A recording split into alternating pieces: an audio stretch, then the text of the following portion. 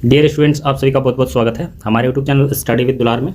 बच्चों, हमारे पास क्लास 5 का ये ASS आचार्य शिष्य संवाद बुक है। इसका चैप्टर 2 है, द्वितीय किरण। पेज नंबर 17 से स्टार्ट हो रहा है और यहाँ पे क्या दिया हुआ है। स्थान शिशु मंदिर का सभा कक्ष। आचार्य महोदय का कक्षा प्रवेश होता है। सभी शिशु खड़े होकर आचार्य जी का अभिवादन सुप्रभातम आचार्य जी कहकर करते हैं। आचार्य महोदय सुप्रभातम बोलते हुए उपविष्ट की आज्ञा देते हैं। सभी भैया बहन बैठ जाते हैं। देखिए, यहाँ पे स्टूडेंट और टीचर के बीच में चर्चाएं कुछ चलती है जो हमारे देश के इतिहास से जुड़ी हुई है। इसको हम स्टडी करते हैं। कई सारी चीज़ें यहाँ सीखने को मिलेगा, इसीलिए आप ठीक ढंग से इसे स्टडी करेंगे। आचार्य टीचर हो गया। रमा बहन, आप बताइए कि आजकल कौन सा माह चल रहा है। तो रमा क्या बतलाती है। रमा एक स्टूडेंट है जी। श्रावण मास जिसको हम लोग आम भाषा में सावन महीना कहते हैं। आचार्य जी बोल रहे हैं, तो बताइए श्रावण माह में कौन सी ऋतु हुई। सावन के महीने में कौन सी ऋतु चलता रहता है उसी समय। तो रमा क्या बोल रहे हैं, श्रावण भाद्रपद वर्षा ऋतु। देखिए, सावन ये शुद्ध हिंदी में दिया गया है, तो वर्षा ऋतु उस समय चलता है। आचार्य जी आगे बतला रहे हैं, हाँ श्रावण माह वर्षा ऋतु में होता है। सावन का महीना जो है वर्षा ऋतु में ही होता है। राम स्टूडेंट है, ये बोल रहा है, आचार्य जी इस माह के पर्वों में व्यास पूर्णिमा का नाम लिखा है। क्या व्यास जी भी संस्कृत के कोई विद्वान थे।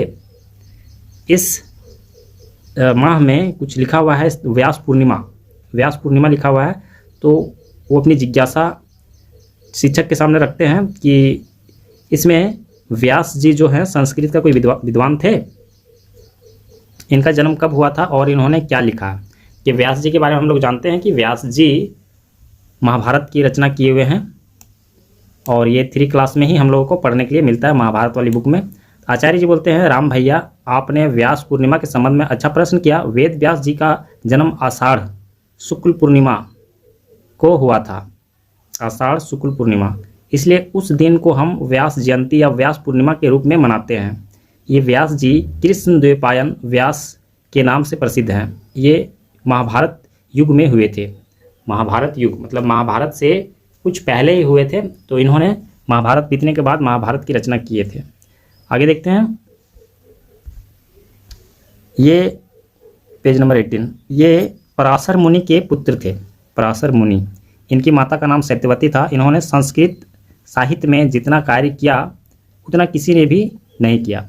इन्होंने 4 वेदों का विभाजन किया, इसलिए वे वेदव्यास कहे जाते हैं। इन्होंने ही ब्रह्मसूत्रों की रचना की, महाभारत लिखा, 18 पुराण लिखे और भी बहुत से साहित्य इन्होंने लिखे हैं। राम स्टूडेंट हैं, पूछ रहे हैं, तब तो आचार्य जी ये बड़े बड़े ही विद्वान होंगे। इतनी पुस्तकें तो आजकल कोई नहीं लिख सकता। आचार्य जी कह रहे हैं, आज की तो बात ही क्या है राम भैया। व्यास जी की तुलना तो किसी युग के किसी देश के विद्वान से नहीं की जा सकती। वे गुरुओं के भी गुरु हैं, इसीलिए व्यास पूजा और गुरु पूजा दोनों समानार्थी शब्द हैं। व्यास पूर्णिमा को ही हम व्यास जी के प्रतिनिधि के रूप में गुरुओं की पूजा करते हैं। इस पवित्र दिन को हम श्रद्धापूर्वक व्यास जी की पूजा अर्चना करते हैं और श्रद्धा भक्ति से गुरु दक्षिणा समर्पित करते हैं। शीला एक स्टूडेंट है, वो पूछ रही है, अच्छा आचार्य जी एक बात और भी बताइए, 23 जुलाई को किस महापुरुष का जन्मदिन है जो हमारे पर्वों के पत्र में छपा है। कौन से महापुरुष का जन्मदिन है। राम स्टूडेंट हाथ ऊंचा करता है, हाथ ऊंचा खड़ा करता है। आचार्य जी, राम भैया बताओ। राम इस सवाल का जवाब जानता है, इसलिए उसने हाथ उठाया। लोकमान्य बाल गंगाधर तिलक का 23 जुलाई को लोकमान्य बाल गंगाधर तिलक का जन्मदिन है। आचार्य जी कह रहे हैं, ठीक है। देखो शीला, लोकमान्य बाल गंगाधर तिलक हमारे देश के एक बड़े नेता थे। उनका जन्म विक्रम संवत 1913 ईस्वी में श्रावण शुक्ल द्वितीय के दिन हुआ था। महात्मा गांधी जी से भी पहले उन्होंने देश में आज़ादी का बिगुल बजाया था। स्वतंत्रता हमारा जन्मसिद्ध अधिकार है और मैं इसे लेकर रहूँगा। ये पूरा सेंटेंस है उनका। यह महामंत्र उन्होंने ही देश में गुंजाया था। अंग्रेजों ने उन्हें जेल में बंद कर दिया। कारागार में ही उन्होंने गीता की कर्मयोग पर व्याख्या की, जिसका नाम गीता रहस्य रखा। इसका प्रभाव देशभक्तों पर पड़ा। उन्होंने केसरी और मराठा 2 पत्र भी निकाले। वे प्रकांड विद्वान और महान देशभक्त थे। सुनीता स्टूडेंट है और कह रही है, आचार्य जी वंदे मातरम गीत के रचयिता कौन है? वंदे मातरम, आचार्य जी कह रहे हैं सुनीता बहन, वंदे मातरम वह प्रथम राष्ट्रीय गीत है जिसने स्वतंत्रता आंदोलन को एक नई प्रेरणा दी।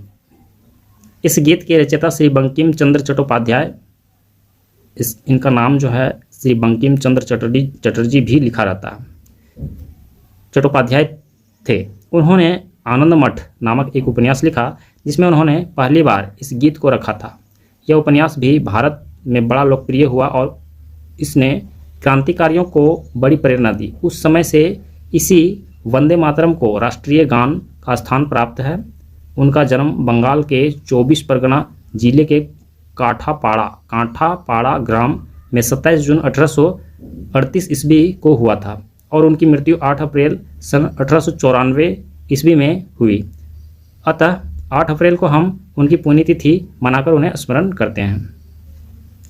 शीला पूछ रही आगे, आचार्य जी अपने देश में वनवासी बंधु भी पर्याप्त संख्या में हैं, क्या उनके द्वारा अंग्रेजों की दास्ता से मुक्ति का कोई प्रयास नहीं हुआ?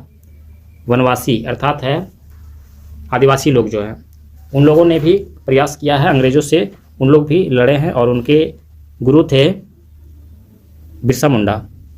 उन काफ़ी कम उम्र में वे इस दुनिया से चले गए थे।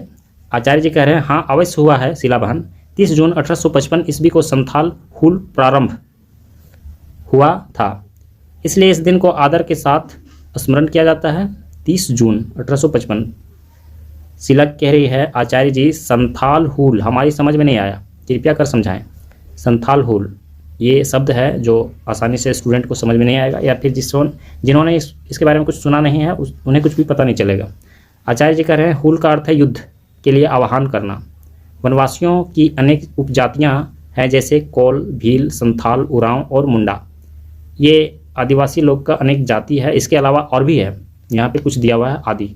संथालों ने भारत में अंग्रेज शासन के विरुद्ध युद्ध का आह्वान किया था, इसलिए इसे संथाल हुल कहा जाता है। संथाल मतलब हो गया कि आदिवासियों का युद्ध, आदिवासियों के द्वारा युद्ध। बागीसा एक स्टूडेंट है, वो कह रही है आचार्य जी इस संबंध में विस्तार से बताएं। मतलब आदिवासियों ने किस प्रकार प्रयास किए स्वतंत्रता के लिए, किस तरह से लड़ाई किए, इसके बारे में विस्तार से बतलाने के लिए कह रही है। 18वीं शताब्दी के उत्तरार्ध में बंगाल प्रांत के बांकुड़ा, वीरभूम, मानभूम तथा झारखंड के हजारीबाग एवं छोटा नागपुर क्षेत्र के संथाल परिवार झारखंड के राजमहल क्षेत्र में बसने लगे। उन्होंने अपने परिश्रम से उस क्षेत्र के जंगलों को साफ कर खेती योग्य बनाया। सन 1859 ईस्वी तक राजमहल क्षेत्र के लगभग 1475 गांवों में 82,000 वनवासी 82,000 वनवासी बस गए और खेती करने लगे। इस राजमहल क्षेत्र को पहले दामिल ई को कहा जाता था। उन लोगों का संथाली लैंग्वेज कुछ अलग होता है जो आसानी से कोई भी समझ नहीं सकता है।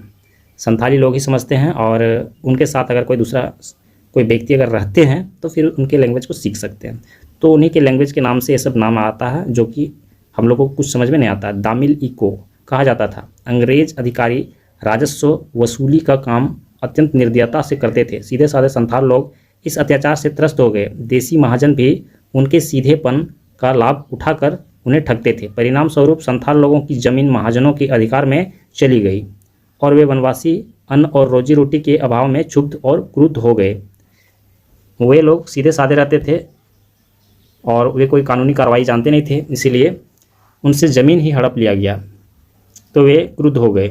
ब्रिटिश शासकों द्वारा संथालों के ऊपर बर्बरतापूर्ण अत्याचार एवं पराधीनता की जिंदगी ने ही संथाल विद्रोह को जन्म दिया। संथालों के इस जन आक्रोश को बड़हरवा के निकट भगनाडीह के चुनुमुरुम उन लोगों का नाम होता है चुनुमुरुम, जो संथालों के परगना थे के 4 पुत्रों सिद्धो कान्हू, चांद और भैरव ने नेतृत्व प्रदान किया। ये लोग लीडर थे उस समय के, सिद्धो कान्हू और चांद और भैरव। साल वृक्ष की टहनी जो क्रांति की प्रतीक बन गई थी, हाथ में लेकर 30 जून 1855 ईस्वी को भगनाडीह में देश मिदुन मतलब विशाल सभा का संदेश गांव-गांव में दिया जाने लगा। निश्चित तिथि को 20,000 संथाल हाथों में तीर धनुष लिए मारने मरने के संकल्प के साथ भगनाडीह में एकत्रित हुए। सिद्धो कान्हू के सभा में घोषणा की कि अंग्रेजों भारत छोड़ो। ये बहुत पहले की बात है, 1855। तो 1857 में प्रथम स्वतंत्रता युद्ध हुआ था, उससे पहले ही कि अंग्रेजों भारत छोड़ो। खजाना टाका नहीं देंगे, खजाना टाका नहीं देंगे। देखिए खजाना और टाका मतलब पैसा हो गया, उन लोगों का लैंग्वेज जो इस तरह का था। खुट्टी काटी जमीन वापस लेंगे। सभा के बाद यह उग्र भीड़ पैदल ही कलकत्ता के लिए प्रस्थान हुई। रास्ते में थाना पर आक्रमण कर थानेदार और सिपाहियों की हत्या की। 16 जुलाई 1885 ईस्वी को वीर पांदुती, सिद्धू कान्हू का ये फोटो दिया हुआ है। इन लोग तीर धनुष ही ज़्यादा चलाया करते थे, जंगलों में रहते थे और इनका हथियार यही था। मैदान में अंग्रेज सैनिकों के साथ युद्ध में अंग्रेजों की हार हुई।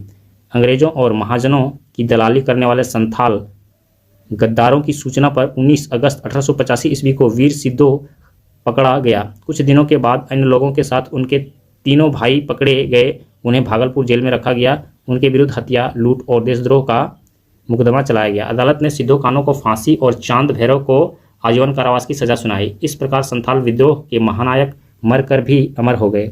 आज भी सिद्धू कान्हू और संथाल हुल का वर्णन संथाल बंधु लोकगीत में गाकर गौरवान्वित होते हैं।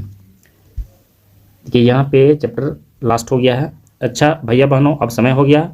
आज की हमारी चर्चा अब यहीं समाप्त होती है। भैया बहन दक्ष में खड़े हो जाते हैं और आचार्य जी के जाने के पश्चात उनका विसर्जन होता है। अभ्यास में यहाँ पे 4 क्वेश्चन दिए हुए हैं, ज़्यादा लंबा चैप्टर नहीं है। चैप्टर 1 काफ़ी लंबा था और उसमें 5 क्वेश्चन दिया हुआ था। इसमें छोटा चैप्टर है, 4 क्वेश्चन दिया हुआ है। तो इन सभी क्वेश्चन का आंसर आप लोगों को डिस्क्रिप्शन बॉक्स में मैं डाल दूंगा और वहाँ से आप उसे प्राप्त कर सकते हैं। तो यहाँ पे यह चैप्टर समाप्त हो गया है। अगर हमारा वीडियो आप लोग के लिए हेल्पफुल होता है तो आप हमारे वीडियो को लाइक कीजिए, हमारे चैनल को सब्सक्राइब करके अपने दोस्तों के साथ शेयर कीजिए। नेक्स्ट चैप्टर को पढ़ने के लिए हम लोग नेक्स्ट वीडियो पर चलेंगे।